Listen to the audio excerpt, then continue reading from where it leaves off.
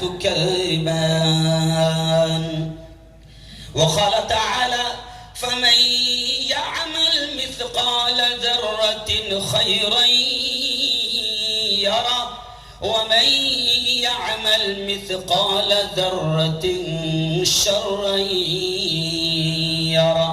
وقال رسول الله صلى الله عليه وسلم: كلكم راع وكلكم مسؤول عن رعيته، أو كما قال عليه الصلاة والتسليم.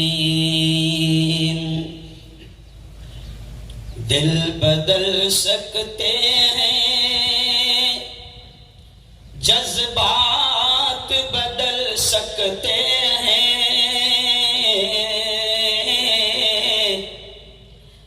دل بدل سکتے ہیں، جذبات بدل سکتے ہیں، ملک کے فکر و خیالات بدل سکتے ہیں، دور موجود کے دن رات بدل سکتے ہیں، ہم بدل جائیں تو حالات بدل سکتے ہیں۔ صدق اللہ العظیم و صدق رسولہ النبی الکریم۔ دوستو، وقت کافی ہو چکا ہے اور ظاہر بات ہے کہ جو جنرل سیکرٹری صاحب جو پوری ندا سنا رہے تھے وہ بھی ضروری تھی۔ آئیے اس وقت ہم لوگ تھوڑا سا بالکل تیز آگے بڑھ جاتے ہیں۔ سب سے پہلے تو ہم سب اللہ کا شکر ادا کریں اس خالق کا، اس مالک کا، اس احسان پر، اس انعام پر کہ اس سال کا رمضان پوری خیریت کے ساتھ اس مالک نے ہم سب کو نصیب فرمایا۔ میں دعا کے الفاظ کہہ رہا ہوں، سب نے آمین کہنا، نہیں معلوم اللہ کس کی آمین کو قبول کر لے کہ میرے مولا آج تو بہت خوش ہے، آج مغفرت کا دن ہے، آج برکتوں کا دن ہے، رحمتوں کا دن ہے۔ میرے مولا یہ اتنا بڑا مجمع آج تجھ سے رحم کی کرم کی بھیک مانگ رہا ہے۔ میرے مولا تو ہم سب کے تمام چھوٹے بڑے گناہوں کو معاف فرما۔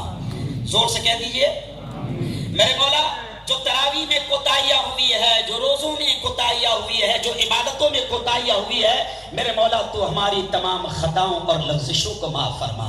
میرے دوستو، میں رمضان کے تعلق سے اتنا کہہ کر فوراً آگے بڑھوں گا کہ دیکھیں آج ہندو بھائی بھی ہماری بات کو سن رہے ہیں، ڈپارٹمنٹ بھی ہماری بات کو سن رہا ہے۔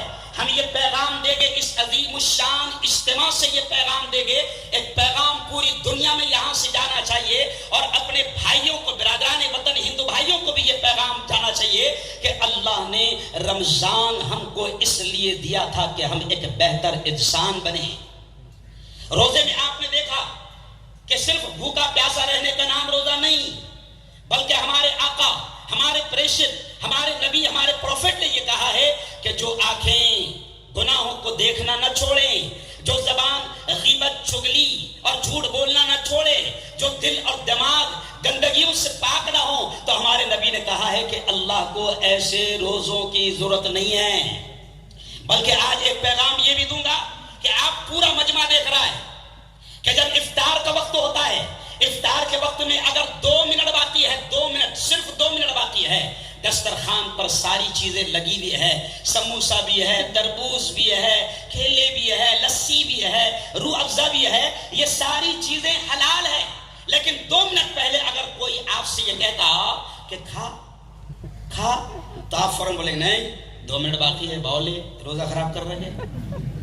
تو اللہ کہتا ہے میرے بندے، تیری یہی ادا مجھے پسند آتی ہے کہ 2 منٹ پہلے دسترخوان پر ساری چیزیں حلال تھی، لیکن تو حلال چیزوں کو بھی کھانے کو تیار نہیں۔ تو اللہ کہتا ہے کہ میرے بندے، بس یہی تو ٹریننگ 1 مہینہ میں نے کروایا کہ رمضان میں تو حلال چیزیں 2 منٹ پہلے کھانے کو تیار نہیں تھا، تو پھر رمضان کے بعد تو حرام کیسے کھائے گا؟ شربت حلال تھی لیکن تو 2 منٹ پہلے شربت پینے کے لیے تیار نہیں تھا، تو رمضان رمضان کے بعد تو بیئر کیسے پیے گا، شراب کیسے پیے گا؟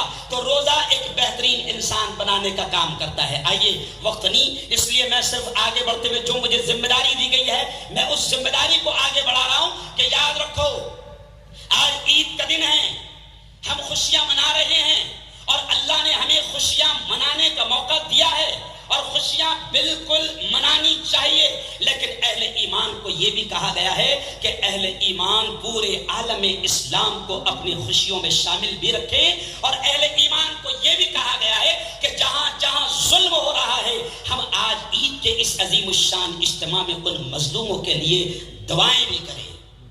آج یہاں سے پیغام جائے گا، پورا ڈپارٹمنٹ اس بات کو سنے گا، حکومت اس بات کو سن رہی ہے، اور ایسے اسٹیج سے پیغام جانا چاہیے کہ آج ہم اپنی ملک کی حکومت کو بھی یہ پیغام دینا چاہتے ہیں کہ مسلمان کو صبر سکھایا گیا ہے، روزہ صبر کی تعلیم دیتا ہے، روزہ برداشت کی تعلیم دیتا ہے، لیکن آج ہم اپنی ملک کی حکومت سے بھی کہیں گے کہ ظلم اللہ کو پسند نہیں ہے، ظلم اللہ کو پسند نہیں ہے۔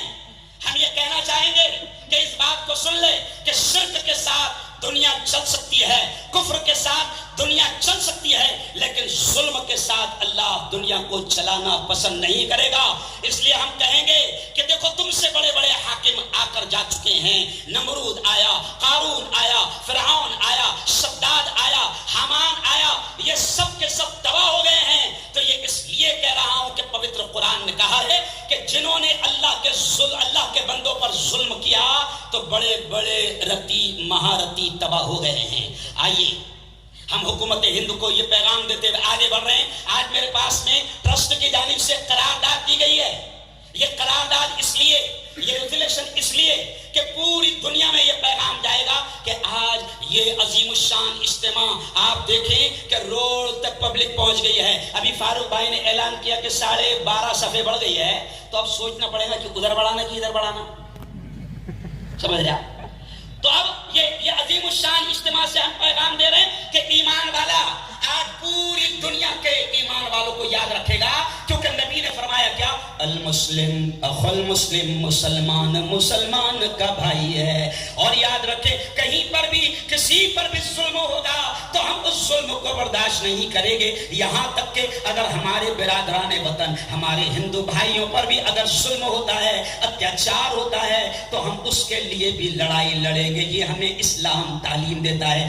آئیے پہلی قرارداد، آخر میں آپ 5 قرارداد ہے، آخر میں آپ نے اللہ اکبر کہہ کے منظور کرنا۔ آخر میں یہ 5 قرارداد ہے جو حکومت تک جا رہی ہے اور پوری دنیا تک جا رہی ہے۔ پہلی قرارداد کہ فلسطین جو ہمارا قبلہ اول یہاں پر ہے، قبلہ اول، آج ہم یہاں پر یہ طے کر رہے ہیں اور حکومت کے ذریعے سے یہ پیغام پہنچا رہے ہیں کہ فلسطین میں جو ہمارا قبلہ اول ہے وہاں پر اسرائیل کی کئی مذہبی جماعتیں مظلوم فلسطینیوں پر برسوں سے ظلم کر رہی ہے۔ پہلی تاقرات میں بھی اس اسرائیل کے درندوں نے مسجد میں نماز پڑھنے والوں پر بالکل تکلیف دی، ان کو مارا پیٹا، دروازوں کو بند کیا۔